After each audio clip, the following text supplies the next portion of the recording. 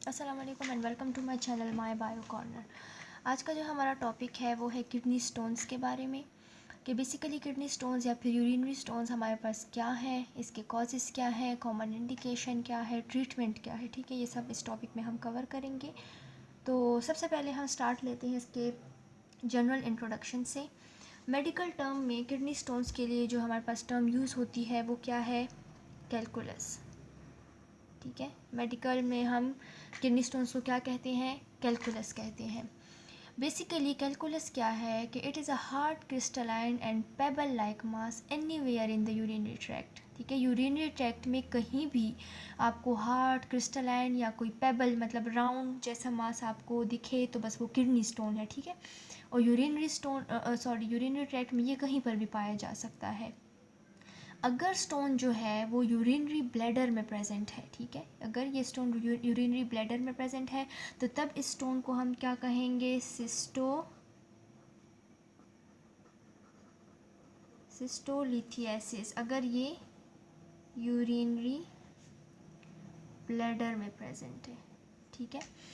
लेकिन अगर ये स्टोन जो है हमारे पास किडनी में प्रेजेंट है तो फिर हम इसको क्या कहेंगे? नेफ्रोलिथियासिस कहेंगे। क्या कहेंगे? नेफ्रोलिथियासिस। ठीक है, अगर ये किडनी में प्रेजेंट है। इसके अलावा जो है ना हमारे पास कॉमन इंडिकेशन इसकी क्या है कि आपके मतलब बेली साइड पे पेन होगा, या फिर जो ग्रोइन होता है, ग्रोइन एरिया कौन सा एरिया होता है? यानी कि वो एरिया जहाँ पर हमारा एब्डोमेन एंड हो जाता है और थाइज और लेग्स जो हैं वो स्टार्ट होती हैं। ठीक है, यानी बिल्कुल हमारे एब्डोमेन का जो लास्ट पार्ट होता है ना उसको हम ग्रोइन एरिया कहते हैं। ठीक है, सो यहाँ पर पेन होगा और जो यूरिन प्रोड्यूस होगा वो पिंकिश या फिर रेडिश कलर का होगा। ठीक है, सो अगर ये इंडिकेशंस हैं तो इसका मतलब कि यूरिनरी स्टोन्स जो है बॉडी में प्रेजेंट है। अच्छा, इसके अलावा अब हम टाइप्स को डिस्कस कर लेते हैं कि किडनी स्टोन्स की टाइप्स क्या क्या हैं according to the chemical nature. ठीक है, सो किडनी स्टोन्स जो है हमारे पास बेसिकली 4 टाइप्स की हैं। नंबर 1 जो है हमारे पास क्या है? Calcium stones. क्या है? Calcium stones. और तकरीबन बॉडी में जितने भी हमारे पास किडनी स्टोन्स अगर प्रेजेंट होते हैं सो वो 70% वो कैल्शियम स्टोन्स ही होते हैं। ठीक है, और ये जो है ना किडनी स्टोन्स होते हैं अलोंग विद ऑक्जेलेट और फॉस्फेट, मतलब ये कैल्शियम आपस में मिल के क्या बना लेते हैं? एक स्टोन बना लेते हैं। और ये ऑक्जेलेट क्या चीज़ है? हमारे पास एक ऑर्गेनिक कंपाउंड है जो कि मुख्तलिफ़ किस्म के फ्रूट्स वेजिटेबल्स में जैसे कि स्पिनच या टोमेटो वगैरह हो गए इनमें प्रेजेंट होता है। ठीक है, दूसरी किस्म की जो हमारे पास टाइप है किडनी स्टोन की वो क्या है? स्ट्रूवाइड स्टोन।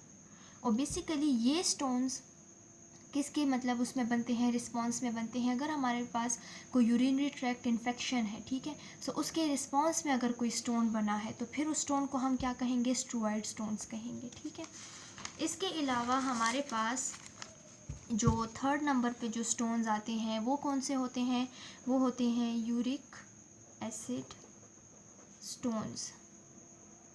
Uric acid stones. ठीक है, ये यूरिक एसिड बेसिकली हमारे पास क्या है? एक नाइट्रोजन कंटेनिंग ऑर्गेनिक एसिड है। ठीक है, सो अगर ये क्रिस्टल की फॉर्म में ये क्रिस्टल की शक्ल इख्तियार कर लेता है तो फिर इसे स्टोन बन जाता है। ठीक है, और ये स्टोन बेसिकली उन लोगों में ज़्यादा पाया जाता है जिनकी फ्लूइड कंजम्पशन जो है वो ज़्यादा नहीं है। ठीक है, वो मतलब उनकी बॉडी में ज़्यादा फ्लूइड्स प्रेजेंट नहीं है, पानी ज़्यादा नहीं पीते या इस तरह का कुछ भी। ठीक है, सो फिर उनके उसके रिस्पॉन्स में जो स्टोन्स बनेंगे वो यूरिक एसिड स्टोन्स होंगे। ठीक है, और नंबर 4 जो है हमारे पास वो क्या है?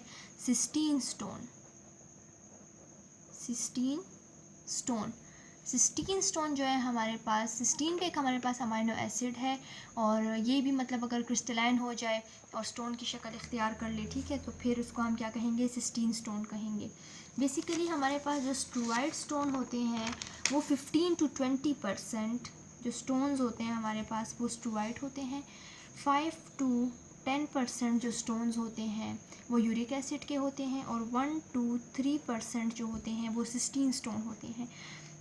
अगेन मैं मेंशन करती चलूँ कि ये जो परसेंटेज है ये आपको हर जगह पर डिफरेंट नज़र आ सकती है। ठीक है, सो जो टेक्स्ट बुक में है और आप लोग या जहाँ से पढ़े हो तो बस आप वही फिर लिख लें। ठीक है, पेपर में। अच्छा, अब हम आएंगे कॉजेज़ की तरफ कि बेसिकली किडनी स्टोन की कॉजेज़ क्या है। सो नंबर 1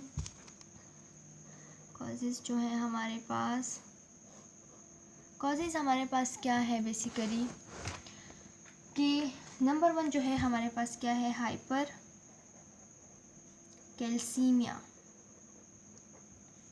ठीक है, अगर हाइपर कैल्सीमिया होती है बंदे को, यानी कि बॉडी में कैल्शियम लेवल का इंक्रीज़ होना, और बेसिकली ये कैल्शियम लेवल किस वजह से इंक्रीज़ होता है, जब हमारे पास जो पैराथॉर्मोन है या जिसको हम उसकी ओवर सिक्रीशन हो जाती है, जिस स्टेट को फिर हम हाइपर पैराथायराइडिज्म भी कहते हैं। ठीक है, पैराथॉर्मोन क्या है हमारे पास, जो वो है, इसको क्या कहते हैं,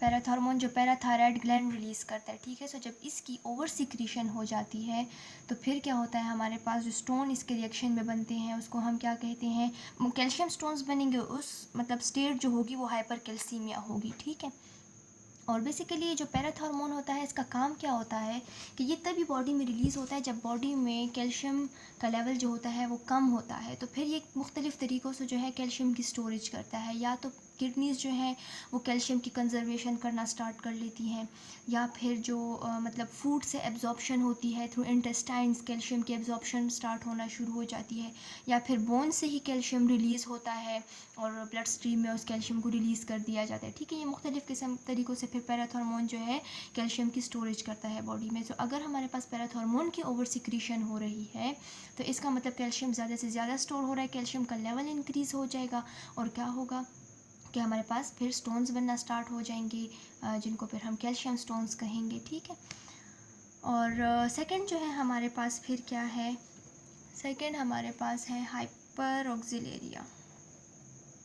हाइपर ऑक्सिलेरिया, हाइपर ऑक्सिलेरिया क्या है कि जब हमारे पास ब्लड में ऑक्सिलेट की कंसनट्रेशन ज़्यादा हो जाती है, ऑक्सिलेट मैंने कहा है आपको ऑर्गेनिक कंपाउंड है जो मुख्तलिफ़ किस्म के वेजिटेबल्स और फ्रूट्स में पाया जाता है। ठीक है, जो बेसिकली ग्रीन वेजिटेबल्स होते हैं, लीफी ग्रीन वेजिटेबल, उनमें होता है। ठीक है, सो अगर इसकी कंजम्पशन ज़्यादा है, कोई बंदा इसको ज़्यादा खा रहा है तो उसकी बॉडी में ऑक्सिलेट का लेवल ज़्यादा होगा और चांसेस क्या होंगे कि फिर उसको स्टोन बनने का उसको ख़तरा होगा। ठीक है, सो दूसरी वजह तो ये थी। तीसरी वजह हमारे पास क्या है किडनी स्टोन की, हाइपर यूरिसीमिया। हाइपर यूरिसीमिया यानी कि अगर ब्लड में या बॉडी में जो है यूरिक एसिड की कंसंट्रेशन इंक्रीज़ है, सो उस स्टेट को हम क्या कहेंगे, हाइपर यूरिसीमिया कहेंगे, और फिर उसके रिजल्ट में हमारे पास यूरिक एसिड स्टोन्स की फॉर्मेशन होगी। ठीक है, ये हमारे पास बेसिकली जो अगर ओवर यूज़ ऑफ प्रोटीन हम करते हैं, जैसे मीट वगैरह अगर ज़्यादा हम कंज्यूम कर रहे हैं तो फिर इसके चांसेस हैं किडनी स्टोन बनने के। ठीक है, और दूसरा ये मतलब जेनेटिक कॉजेज़ की वजह से भी ये हो सकता है। ठीक है, अच्छा, सिम्टम्स किडनी स्टोन के हमारे पास क्या है कि पेन होता है, यानी कि pain on the dorsal side below ribs, ribs के मतलब नीचे डॉर्सल साइड पे पेन होता है, फ्रीक्वेंट यूरिनेशन होती है या यूरिनेशन कम हो जाती है, या अगर यूरिनेशन के टाइम पेन महसूस होती है, यूरिन में ब्लड आता है, इसके अलावा यूरिन की जो स्मेल होती है, फाउल स्मेलिंग ऑफ यूरिन होती है, लोअर एब्डोमेन में पेन होता है, नोज़िया होती है, वॉमिटिंग होती है। ठीक है, ये सारी क्या है किडनी स्टोन्स की सिम्टम्स है। ठीक है, इसके अलावा अगर हम ट्रीटमेंट की तरफ आ जाएं, सो ट्रीटमेंट जो है स्मॉल स्टोन्स अगर होते हैं जो कि लेस देन, अगर ट्रीटमेंट जो है हमारे पास अगर 0.5 से लेस है, सेंटीमीटर से लेस है जो स्टोन है, सो वो तो किडनी से मतलब थ्रू सर्टेन मेडिकेशन या अगर पानी वगैरह ज़्यादा पी लिया सो उसके ज़रिए वो ईज़िली जो है किडनी से वो पास आउट हो जाएगा। लेकिन अगर स्टोन जो है वो लार्ज है, ठीक है, तकरीबन 1 सेंटीमीटर तक है, तो फिर उसके लिए 2 किस्म के प्रोसीजर्स परफॉर्म किए जाते हैं। एक जो है ESWL मेथड है और दूसरा क्या है PCNL मेथड है। ठीक है, अब ये किस चीज़ के एब्रीवेशंस हैं मैं बताती हूँ। सबसे पहले अगर हम इसको डिस्कस कर लें, ESWL, इसको बेसिकली फुल फॉर्म इसकी क्या है, एक्स्ट्रा कॉर्पोरियल शॉक वेव लाइथोट्रिप्सी। ठीक है, बुक में आप देख लीजिएगा, आपको नेम मिल जाएगा, मैं लिख भी लेती हूँ, एक्स्ट्रा कॉर्पोरियल शॉक वेव लाइथोट्रिप्सी। ठीक है, इसमें बेसिकली क्या होता है कि पेशेंट को मतलब शॉक वेव्स किडनी स्टोन जो है उनको गुजारा जाता है, ठीक है, उसको शॉक वेव्स दी जाती हैं, जिसकी वजह से जो वो स्टोन होता है वो बहुत छोटे छोटे पीसेज में ब्रेक डाउन उसकी हो जाती है और फिर वो ईजिली यूरिन में वो पास आउट हो जाता है, ठीक है। जबकि जो सेकेंड मेथड है इसका एक प्रोसीजर है और इसकी फुल फॉर्म क्या है हमारे पास, परक्यूटेनियस लिथोट्रिप्सी या लाइथोट्रिप्सी, क्या स्पेलिंग होगी, ट्रिप्सी, ठीक है। इसमें बेसिकली क्या होता है इस प्रोसीजर में, ये तब कब परफॉर्म किया जाता है जब हमारे पास स्टोन जो है वो बहुत लार्ज होता है, ठीक है। अच्छा, इसमें होता क्या है कि पेशेंट की बैक साइड में एक ट्यूब इंसर्ट की जाती है, यानी एक ट्रैक्ट से बना ली जाती है, एक रास्ता बना लिया जाता है, ठीक है।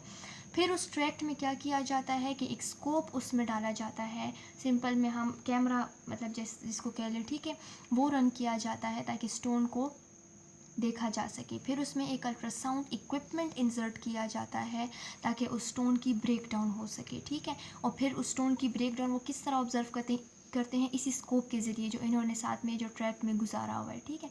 अब स्टोन की ब्रेक डाउन भी हो गई तो ये क्या करते हैं कि उन जो स्टोन के जो फ्रेगमेंट्स अब बन गए उनको किसी स्पेशल इक्विपमेंट के ज़रिए होल्ड भी किया जा सकता है और फिर ट्रैक्ट से उसी फ्रेगमेंट के ज़रिए फिर निकाला भी जा सकता है, ठीक है, उस ट्रैक्ट के थ्रू। सो ये तो था सिंपल मेथड है इसका, ये परक्यूटेनियस नेफ्रोलिथोट्रिप्सी था। और थर्ड फॉर्म जो हमारे पास ट्रीटमेंट में वो सर्जरी आ जाती है। और सर्जरी भी अगर हमारे पास मतलब या तो स्टोन बहुत किस्म का लार्ज है, अगर ब्रांच्ड है तो फिर उस केस में फिर क्या की जाती है, सर्जरी की जाती है। सो ये सारा जो था हमारे पास किडनी स्टोन के बारे में था। अगर आपको वीडियो अच्छी लगी हो तो ज़रूर लाइक और सब्सक्राइब कीजिएगा। Thank you.